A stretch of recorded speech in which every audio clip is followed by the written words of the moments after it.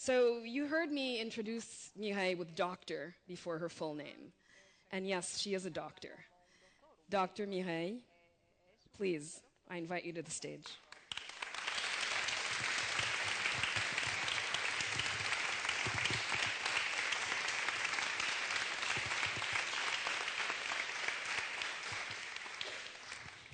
Thank you very much, Mirielle. Well, my story can be given quite a number of titles. One could say it is a tragic story. Another could say it is a story of courage and perseverance. Well, I choose to call it a story of hope, a story of God, something one could call from ashes to beauty, a beautifully stained glass window.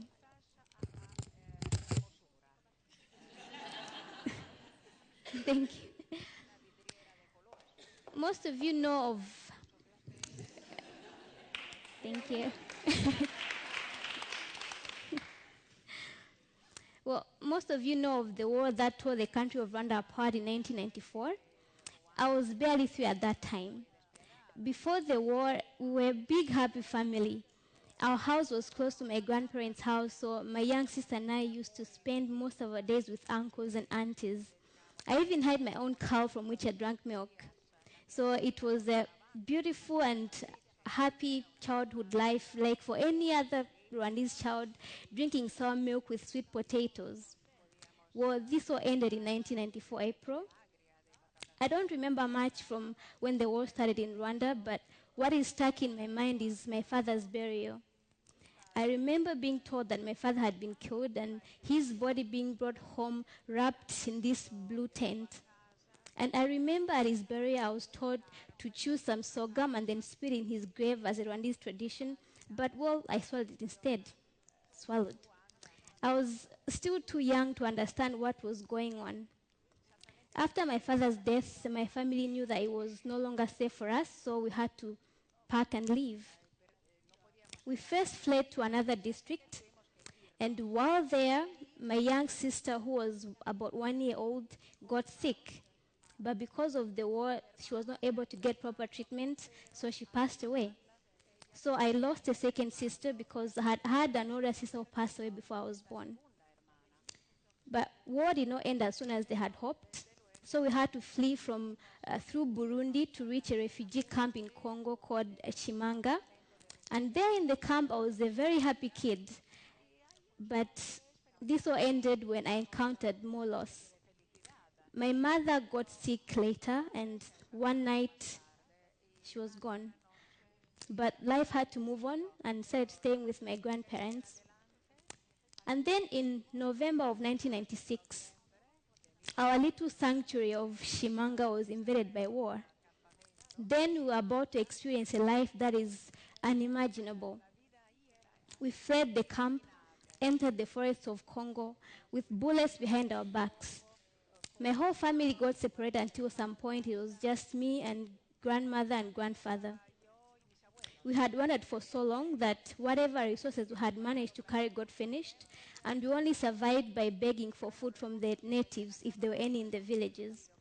Sometimes we were very lucky if we were given nsima, which is an African maize pop that had mold on it. If there were none in the villages, then we'd go in and help ourselves.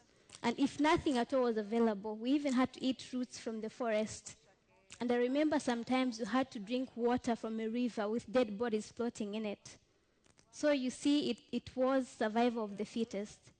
And now imagine for yourself, all the wandering was on foot. And sometimes you had to walk on tarred roads. And when we no longer had any shoes with us, and walking on these roads in the hot weather, it was very painful, and we developed sores. So we had to make something round from grass called ingata in Kinyarwanda and tie it under our feet to be able to walk. We escaped death from so many things, from hunger, bullets, drowning, wild animals, you name it. No child should go through what I went through. In fact, nobody should go through what I went through. So we later entered Angola, but life was not better there.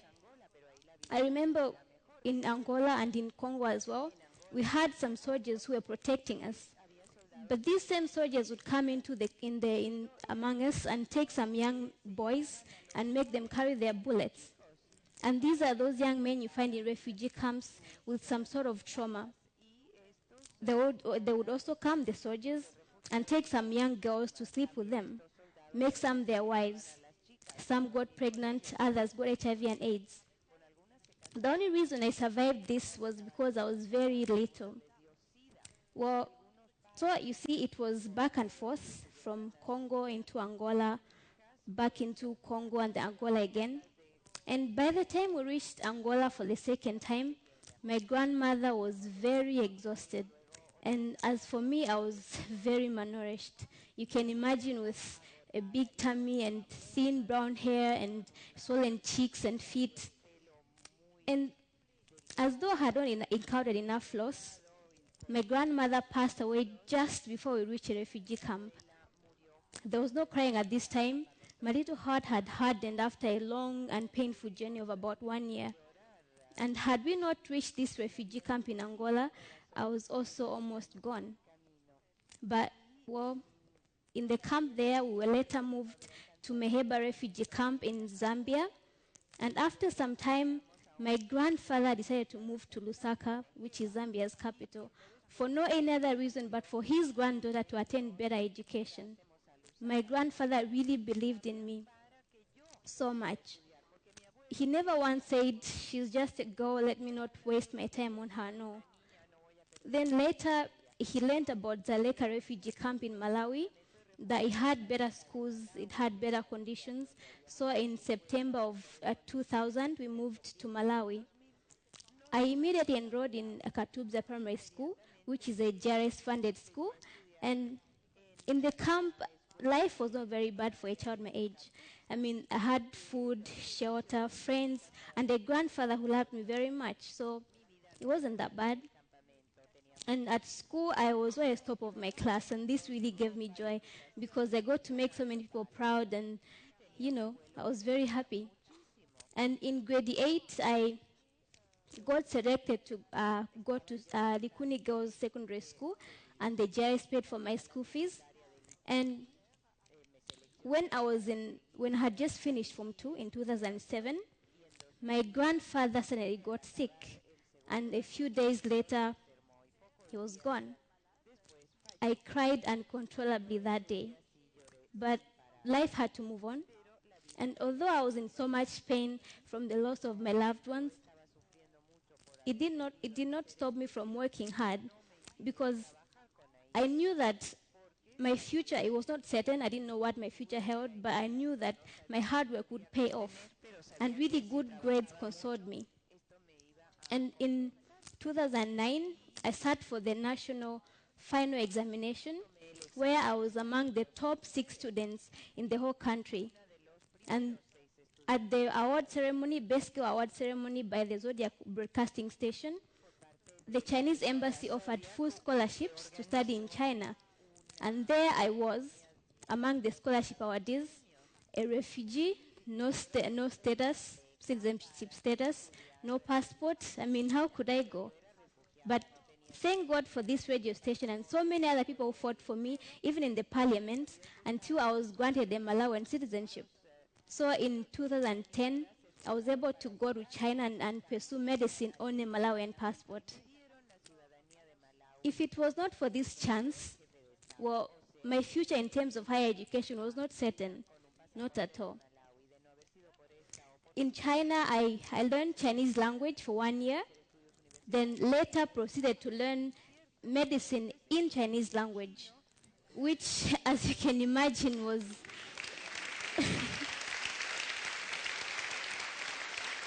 yeah. Yeah, it was very challenging, I can tell you. And I wanted to give up at so many points, but I persisted, because I got to realize that God did not spare my life and take me this high just for myself, no. But there are people that I was meant to serve, and I had to be competent to do so.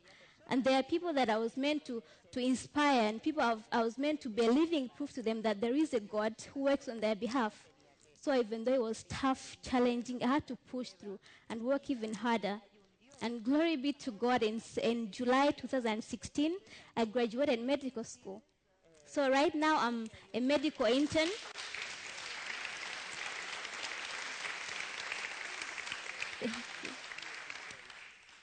Right now, I'm a medical intern at Queen Elizabeth Central Hospital in Malawi. So before I went to China, I used to look at myself as just a girl with a tragic past who's gone through a lot, and it just ended there at tragedy.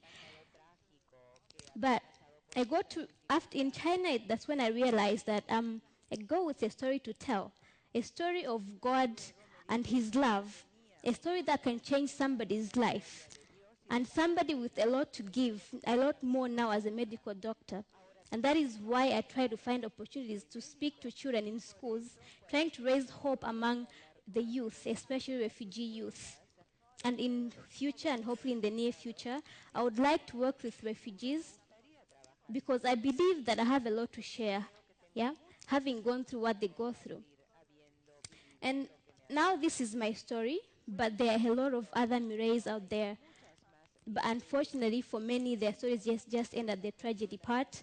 Many of them don't even get that safe place, a place where their lives could move on and have a good future and attain higher education and in future help rebuild their countries.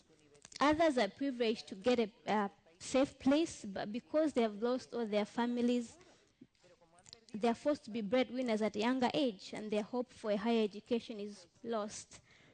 A whole lot others get a chance to finish primary and secondary education, but because they don't have that chance to attain higher education, their hopes are just crushed, which is the case in Dzaleka Refugee Camp. So what can we do for these Mirreilles? There's a lot that we can do. For an immediate start, why not end all this violence?